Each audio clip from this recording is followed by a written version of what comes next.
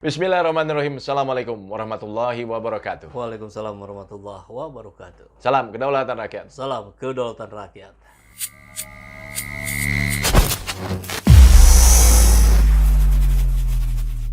Ada berita yang saya mesti hati-hati bacanya kan. Oh, oke. Karena takut nanti kena apa ya? Undang. Undang-undang RKUHP.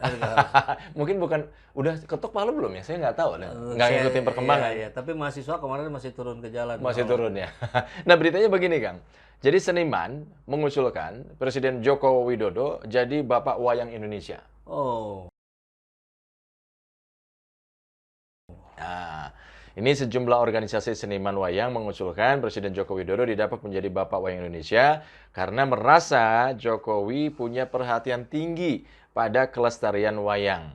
Salah satu alasannya karena Jokowi meresmikan wayang nasional melalui keputusan Presiden. Gue. Tapi ini Direspon. direspon dengan ada pertanyaan. Kalau Pak Jokowi jadi Bapak Wayang ya, itu dalangnya siapa?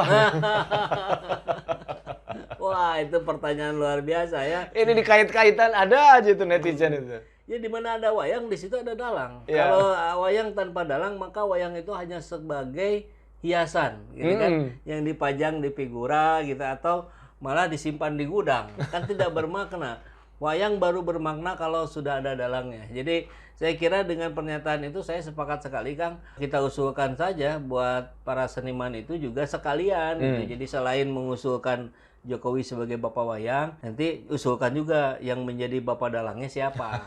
Apakah misal ini ya pikiran rakyat jelata Luhut Panjaitan misalkan, kan cocok tuh gitu, ada dalang ada wayang, Bapak Dalang Bapak Wayang.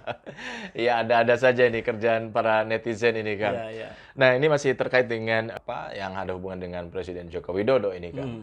Jadi kelompok relawan Jokowi Mania atau Joman ya kita tahu. Oh, Noel. Noel ini berharap bebasnya Pak Habib Rizik ini menjadi isyarat yang kuat untuk mengupayakan rekonsiliasi dan persatuan bangsa, Kang. Ini Gitu. ini baru bagus nih statement yang begini tuh. Ini yang berkebalikan sama Denny Siregar yang malah ngebahas tentang penjamin segala macam. Iya. Tidak relevan, tidak kontekstual, bahkan tidak ada mutunya sama sekali yang disampaikan oleh Denny. Saya dengan melihat respon Noel seperti ini, saya kira menjadi sangat wajar ketika Noel tempo hari bilang bahwa Denny Siregar itu rendahan, tidak patut menjadi lawan yang setara. Gitu. Ya buktinya ini dari respon aja itu Noel di sini, ini Denny Siregar di sini. Berbeda jauh Berbeda ya. jauh. Dan mudah-mudahan apa yang diharapkan oleh Noel justru itulah juga yang diharapkan oleh umat Islam. Iya, iya. Bahwa keberadaan IBHRS hari ini akan mencerahkan kembali umat Islam yang sempat kebingungan kemarin, gamang gitu.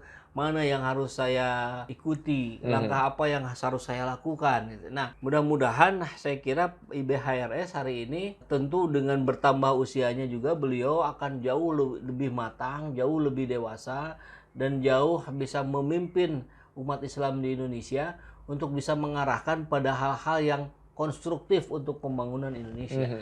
Dan kita sangat yakin sekali itu akan dilakukan oleh IBHRS. Karena IBHRS tercatat sejak dulu beliau itu mencintai negeri ini. Beliau itu menginginkan persatuan di negeri ini. Nah, ketika ada upaya-upaya dari pihak-pihak lain yang ingin merusak persatuan, itu yang dilawan IBHRS. Iya, iya, iya. Yang kemudian dikriminalisasi, tentu bisa kita pertanyakan pihak mana kalau IBHRS sendiri menginginkan persatuan. Iya, dan Noel juga meminta kepada kelompok-kelompok yang berbeda pandangan dengan Habib Rizik untuk menghormati pembebasan Habib Rizik ini dan yang nggak bersifat paranoid lah kira-kira begitu. Harusnya kan ini statementnya keluar dari kemarin misalkan siapa Kang yang pakai sorban itu?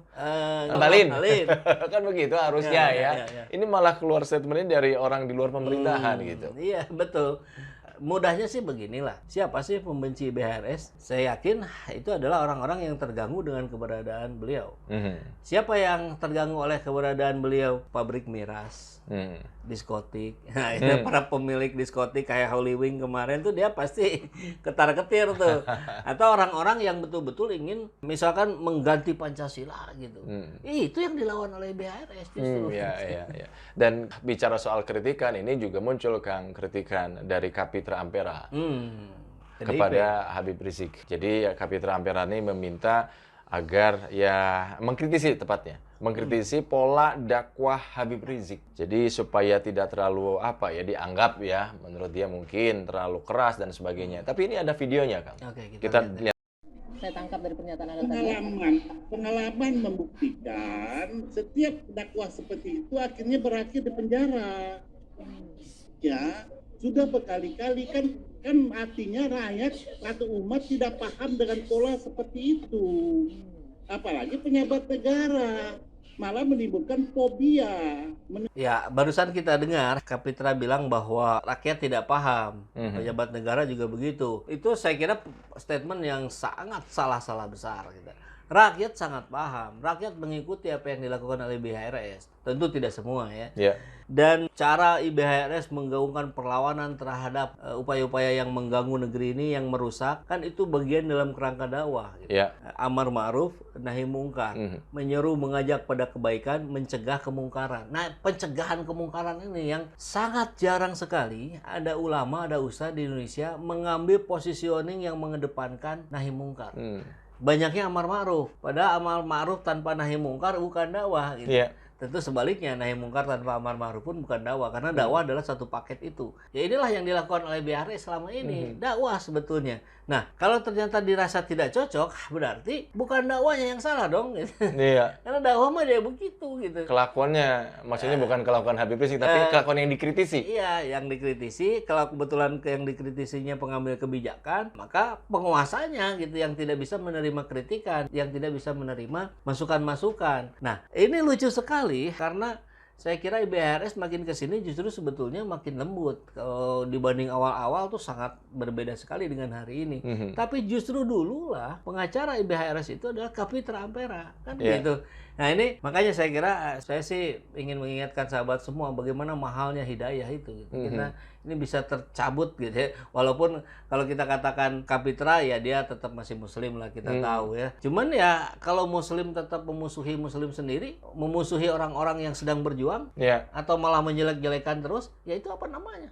Kalau bukan munafik gitu. Bukankah kalau dianalogikan ada, kalau bicara soal amar ma'ruf nahi mungkar, ada yang menanam bibit, menyemai, panen padi, tapi ada juga yang tugasnya memusnahkan tikus-tikus yang memakan bibit-bibit padi itu, Kang. Betul. Itu apa perumpamaan yang tepat sekali. Kalau beberapa ustadz besar juga sempat sampai bilang kurang lebih sama yang disampaikan Kang Ijul barusan. Ya ini kita bagi peran. Kalau saya kan nggak bisa marah-marah katanya. Gaya saya begini gitu. Jadi saya sih ya lembut-lembut aja gitu. Nah, tapi harus ada yang keras. Nah, yang kerasnya BHRS gitu. Nah, Islam ini kan memang juga penuh keberagaman. Kalau kita lihat mudahnya saja, kita lihat saja Khulafaur Rasyidin gitu. 4 pemimpin umat Islam, para sahabat Rasul, itu kan karakternya beda-beda. Ada yang seperti IBHRS, begitu keras, begitu garang. Ada yang lembut gitu. Ada yang kaya gitu. Jadi harusnya sih tidak ada masalah. Ya, tidak dipersoalkan harusnya. Kalau menurut saya pribadi sebenarnya Habib Rizik dalam menyampaikan ceramahnya itu kristal clear. Ya.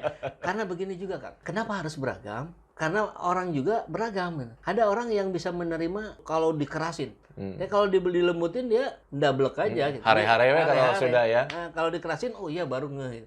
Ada yang sebaliknya. Dikerasin dia malah ngelawan, dia kerasin malah menantang. Gitu. Tapi dikasih pengertian dengan cara lembut, masuk. Gitu. Nah itu fakta keberagaman manusia. Maka pendekatannya pun beda-beda. Iya.